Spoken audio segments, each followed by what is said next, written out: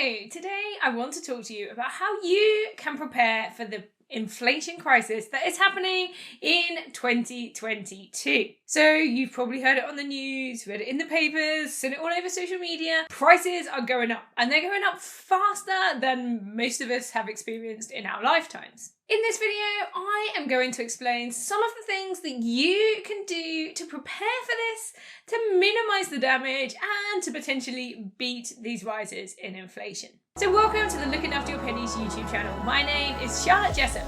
I'm a financial educator and coach. In this video, I'm going to cover three main areas. We're going to look at your spending and what action you can take to reduce the rising inflation impacts there. We're then going to look at your income and look at some steps that you can take around building your income. And then we're going to look at making sure that any money that you are saving or you're sitting on is doing the best it can for you. So let's jump in with that first one then. Now, you can't avoid spending money, okay? Like, if you're an adult and you exist in society, you're going to be like expending money. Now, you can keep an eye on the things that you spend money on and try and get the best prices for these. So my top tip in this area is to really get to know your finances. I like to tell my audiences to really get intimate with those figures, okay? Know your finances inside and out. Now, this can look like creating a budget. It can look like tracking your expenses. It can also look like tracking your income, okay? It's about knowing the prices, how much things cost, and where your money is actually going. So a great place to start with this is to look back over the last month, the last 2 months, the last 3 months, and look at where your money actually went. You can also do this when you're out and about and you're in the shops too. Look at what you're spending, on your food shop. What things have gone up? What things do you think are more expensive? What things are costing you more than you thought because you haven't been paying attention to them recently? Probably up until now, you were kind of like spending without really thinking about it. And now you can carry on spending, but maybe you just need to be a little more conscious of where your money goes. I always tell people that they should focus on cutting back their spending on the areas that bring them like the least amount of joy. So you probably have things that you enjoy spending money on. So, like eating out and takeaways or holidays and trips and all of these sorts of things. Those areas bring you joy. So rather than cutting back your spending in those areas, why not look at cutting back your spending on the things that you don't really mind too much about? Your mortgage. Do you need to jump on a fixed rate deal before the interest rates get any higher? Food, for example, you probably have your general grocery shopping. You probably don't mind whether you get like the orange juice that's £1 or the orange juice that's 75p. I mean, you might, and that's fine. But this is probably an area where you could reduce costs without sacrificing too much of your standard of life. What about things like your broadband? Your TV package. Could you get the same deals or the same quality of service, but for less money? So think about these areas. Think about where you could still receive the same level of product or service, but you could spend less money. That means that you'll still be able to counteract some of the rising costs without sacrificing any of the fun stuff. It can also be really helpful to set some targets. So maybe you were just doing your food shopping and you were just like, oh, we'll get whatever we want and see how much it costs. It didn't really matter up until now. But with increased pressure on how far your salary has to go, you maybe need to focus a little bit more on setting some targets and some limits for what feels like a good amount to spend. So it's always good to reflect back on what you've been spending in the past and look at what you have roughly been spending and then try and reduce that incrementally. You might be spending like £120 a week on food shopping and actually you want to spend £70 a week. Well, that's a huge jump. You're probably not going to do that straight away. So why not try and cut it down by £5 this week? Maybe you can try another £5 in a couple of weeks.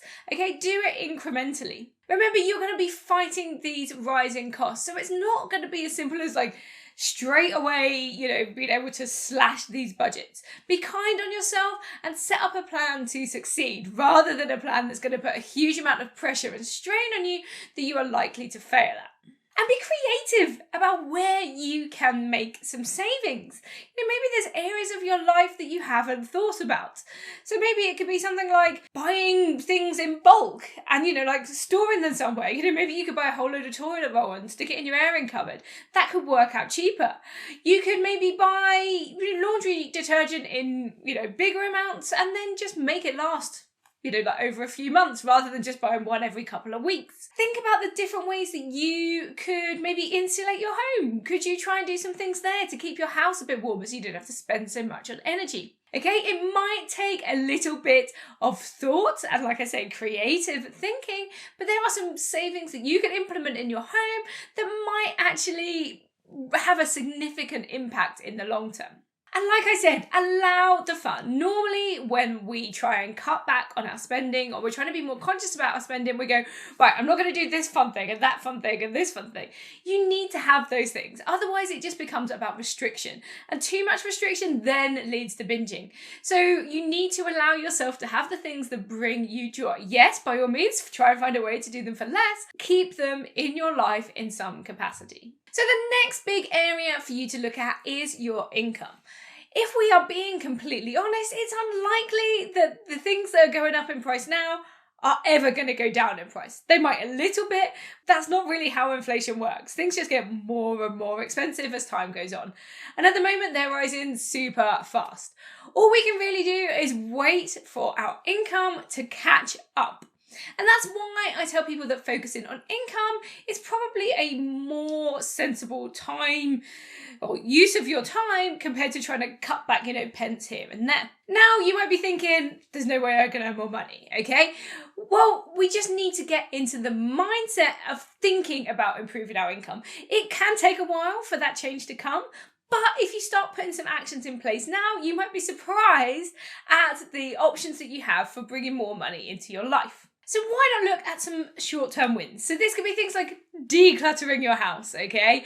You could just decide you're going to create a pile of stuff and you're going to just sell off a few bits here and there on eBay, Vinted, Facebook Marketplace, wherever your preferred platform for selling stuff is. This could bring some income into your home. This could be a great way for you to build a savings pot that's there if things get a bit tight one month.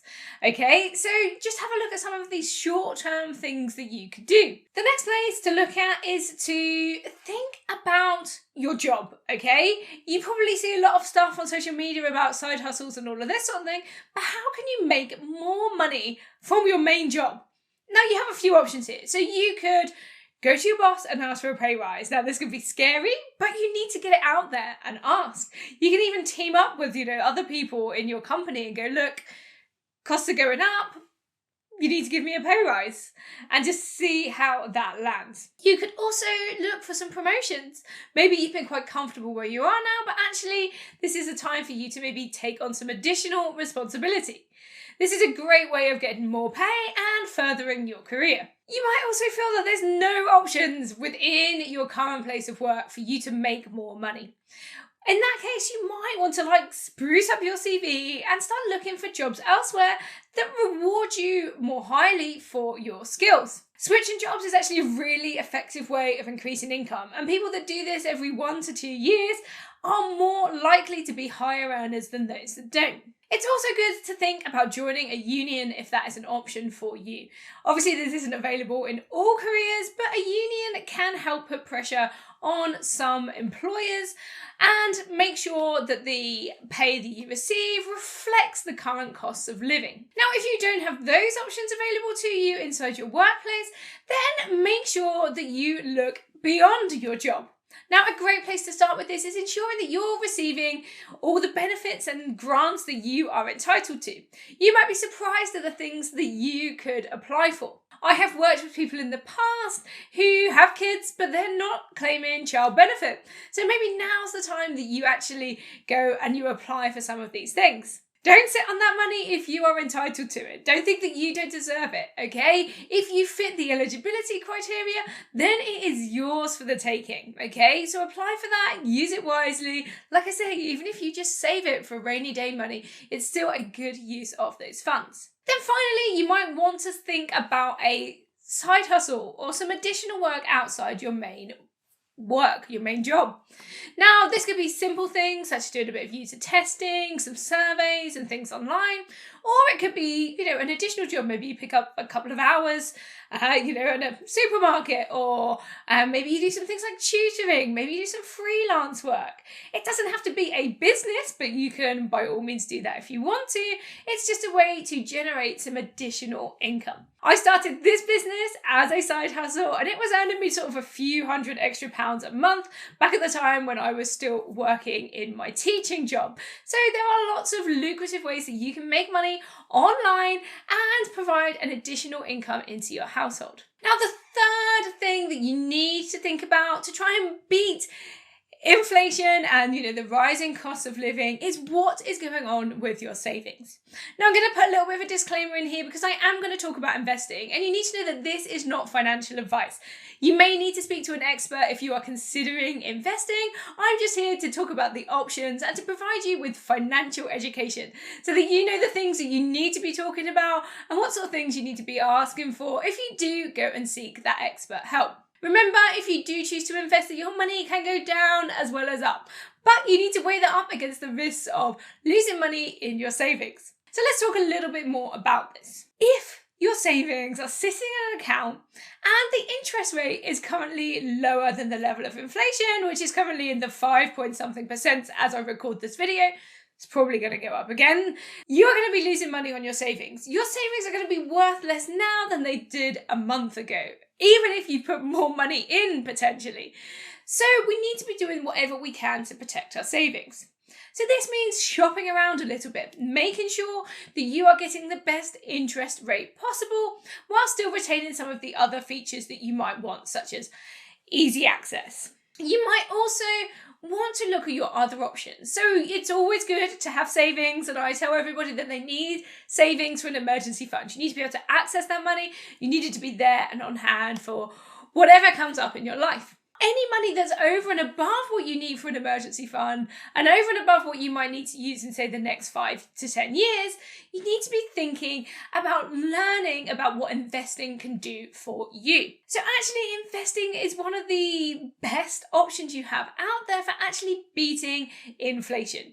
And if you want to actually grow your money rather than have it lose value, then I recommend you do some serious research into this. Leaving your money in savings accounts where you're earning like 0.01% interest means that you are losing approximately 5% of the value of that money year on year at this point in time. So it's definitely something that you need to be thinking about. There is not a lot of point in leaving your money just sitting there if you're not even going to be able to buy the stuff you want with it in the future.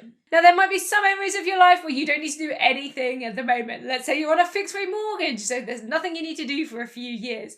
Or maybe you're with an energy supplier that's on a fixed deal.